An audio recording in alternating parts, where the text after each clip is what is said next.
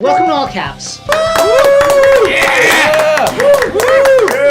It was Martin Luther King Day this week, one of the marquee events in the NBA calendar, and our good friend Darren Rovell, sports business reporter. It's unclear what Darren Rovell does, but one of the things he does apparently is collect Martin Luther King memorabilia. My most cherished piece of Martin Luther King Jr. memorabilia are pages from the warden's logbooks from the Birmingham jail in 1963 when he wrote Letter from a Birmingham Jail. Martin Luther King and his cohort Ralph Abernathy were in the jail for 8 days, and that is when he wrote Letter from a Birmingham Jail, which was cobbled together from passing notes to the outside. And this is him signing in and out his mail 12 times. Here also is the club that was used to fracture John Lewis's skull on the Edmund Pettus Bridge. You still see a little bit of his blood on it. One of my most cherished possessions. So people were like, Darren, you're a fucking weirdo. Like, this is weird, is it not? Shouldn't some of this stuff be in a museum? Like, why do you want this? Why are you touching this? Why is this just like on what appears to be like tattered cardboard? So Darren got into various arguments with people about how right it is to be owning stuff of this nature. And Darren responded mainly with a fury that he elaborated on Twitter and then later in a Twitter Spaces for Miami Hurricanes fans. I have over 9 MLK signed items. Stop there. Over 9, 10, 11, like there's literally infinite numbers over 9. So what's holding you back, Darren, from just giving the number? What a weird fucking thing to say, over 9. Sure, I have over 9 MLK signed items. I am a humongous fan of what he's done. Stop there. I am a humongous fan of what he's done. Like, he broke the single season rushing record in the NFL. Not only MLK, it's a lot of Black history. I own a Rosa Parks signed NAACP card. Just so you know, he's not a casual. You know what I mean? Like, he's not one of these, like, all I know is MLK. I got Rosa Parks in there, too. I'm just saying. I'm sorry if people think that a white man can't love Martin Luther King. But to me, that seems pretty counterintuitive. Owning stuff that Black people signed does not make you de facto not racist. Joining us now to try and make sense of the Eastern Conference, the really crowded Eastern Conference, in which every team, seemingly, certainly the teams at the top, has some sort of exploitable weakness, is senior writer with Sports Illustrated, Chris Herring, author of the new book, Blood in the Garden, The Flagrant History of the 1990s New York Knicks. Chris, welcome to the show. It's great to have you here. Thanks for having me back, man. Appreciate it. Let's start with Chicago. Chicago's looking great. DeMar DeRozan is having an MVP level season. What do you see for the Bulls coming down the stretch? And can they overcome some of the, the roster upheavals that we're seeing right now? The Bulls have really been going through it. I mean, Levine got hurt. It doesn't seem like it's anything serious or structural, but Caruso had missed a couple weeks. Patrick Williams, since the first week of the season, has been out and is probably going to miss the season. I don't think you can stand pat with your roster when you're in first place. What are they aiming for? If they're just hoping to make the playoffs, maybe win a round, you could keep your roster the same probably. But when you're a 1 seed, like, how are you not going for the whole damn thing? Up next, Miami. We're talking with Chris Herring, author of Blood in the Garden, The History of the 1990s New York Knicks. Buy it now and learn how the NBA and the powers that be didn't want the New York Knicks to succeed and thus changed the rules to make sure that they never would. Let's talk about Miami. Depth has always been the question mark, and it continues to be the question mark. What do you think about Miami? Bam's been out for a while, finally on the mend, coming back. If they can stay healthy, Lowry adds a lot to that team. And, oh, by the way, Tyler Hero is like fringe level all-star type player. And, back. Has to be six-man. He heard all the chatter about he cares too much about social media and his personal brand last season, and he has rededicated himself. He is no longer appearing in Jack Harlow videos, and he is just in the gym. Shouldn't the top teams in the East just all try to tank so that Brooklyn has home court advantage versus them in every single playoff matchup? You know what I mean? Like, it's this weird incentive because Kyrie, of course, famously, because of his vaccination status and his refusal to get the vaccine, cannot play due to New York City law, cannot play at home for the New Jersey Nets. And with KD out with an injury, which appears to not be serious and shouldn't keep him out long, what can we expect from the Nets? The Nets might be the only team that I can really remember in recent memory with a trio that you pull one guy and that team is still kind of expected to win. I'm waiting for the Nets need Joe Harris more than they need whoever the third guy is at any given time. Take. No, thank you. I saw the way he played in the playoffs last year. Not in agreement. I mean, important, certainly. I mean, he could be the difference between them winning a title and not, certainly. Do I need him more than Kyrie? Don't give me that take. I'm good. He is Chris Herring. He doesn't want to hear any of your weak takes if he hears them. Much like the 1990s New York Knicks, as chronicled here in his debut book, Blood in the Garden, he will elbow you in the face until your chiclets pop out of your mouth. Chris, plug your book. Tell us about your fine book, Blood in the Garden, The Flagrant History of the New York Knicks. You know, the way I've described it, you normally don't have long, deeply reported stuff on the teams that finish in second.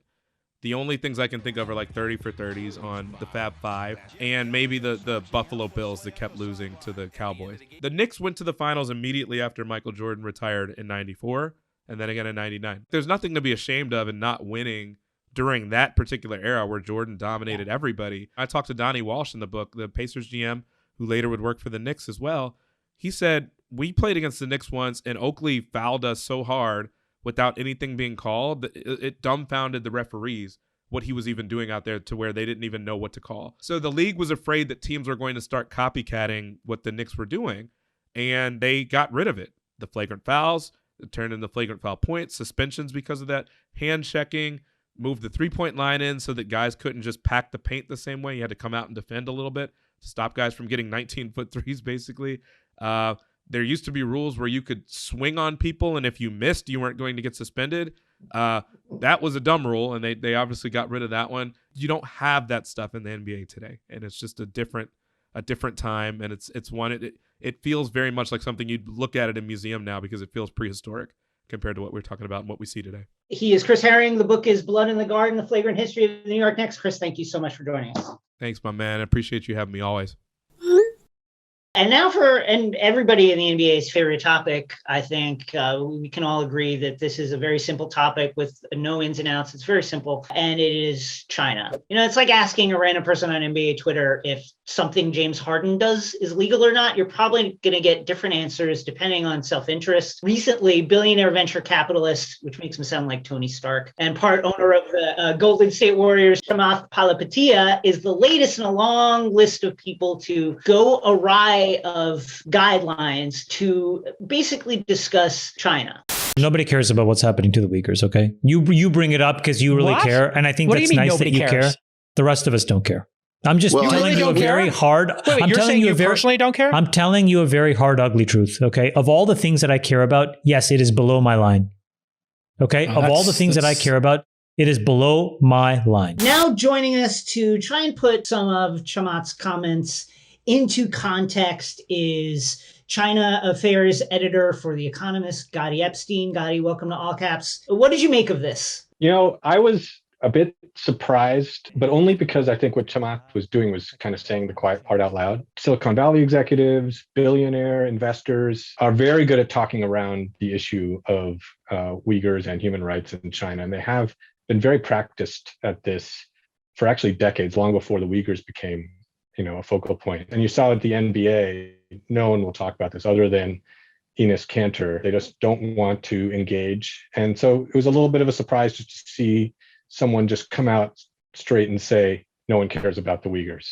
China and Russia view Western focus on human rights as basically a canard for Western powers to butt into their domestic political affairs. Well, I mean, there can be a politicization, of course, of human rights. However, the way that it was framed in this discussion, and I think this is the other part of my takeaway from that actually 45-minute discussion of this issue. People will say that the US and other countries' powers bring up these issues because of ulterior geopolitical motives. The Uyghur issue is being exaggerated, just like human rights abuses in Syria are being exaggerated for American imperialist purposes to justify invasion. And that's combined with this whataboutism, which is that America has its own problems. And this was really the driving point that Chamath was trying to make, which is, I don't care about issues outside the United States. We need to take care of issues in our backyard first. It's just the sort of, I think, mental gymnastics you go through when you are trying to minimize an issue that you just kind of wish would go away. And I do think that this also reflects an attitude of, of business executives, of billionaires who deal with China and the NBA, is they would rather this issue didn't exist. And of course, we all would rather this issue didn't exist, but the reality is there. It seems to me interesting that the NBA always comes to the forefront of criticism of China when, I would argue that companies like Google or Apple interact with our daily lives in much more significant ways than the NBA vis-a-vis China. Why is it always the NBA?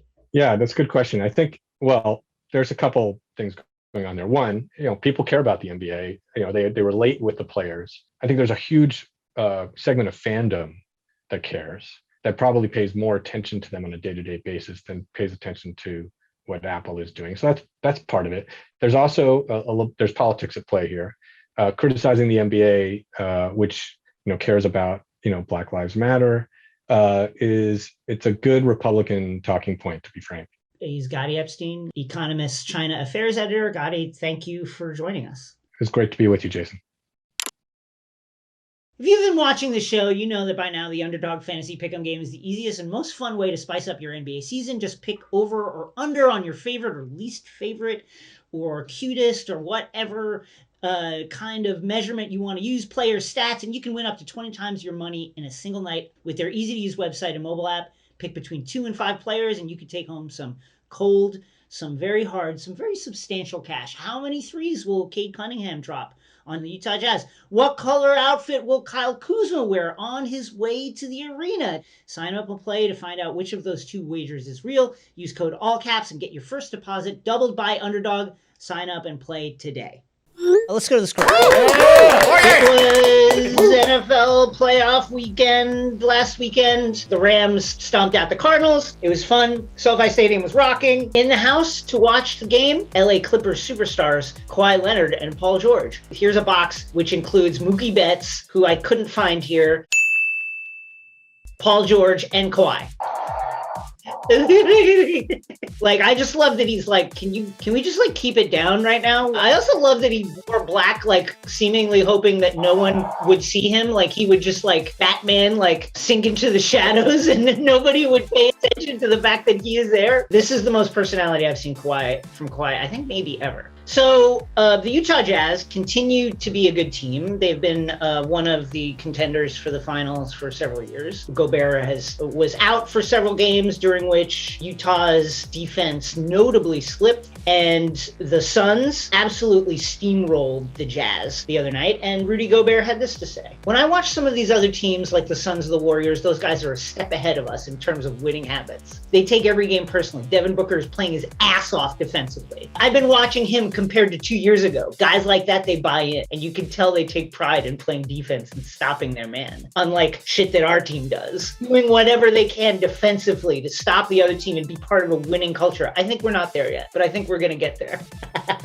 I get Rudy's frustration. There's a reason that, particularly analytics people are always like, Rudy Gobert should get mentioned for MVP every single year. Rudy Gobert by himself is a top 5 defense. Just unpack him, put him on any team, it's a top 5 defense. Now, the way the Jazz do it is they use Rudy Gobert as like the paper that you sit on at a public toilet. It's like, this is the last line of defense to keep your butt cheeks from touching the toilet seat that everybody else's butt cheeks also touch. Let Rudy just do it. And I think Rudy's just like a little frustrated because their defense is basically, hey, Rudy's back there, it's fine. And sometimes that results in Rudy getting absolutely banged on, such as this game versus the Los Angeles Lakers.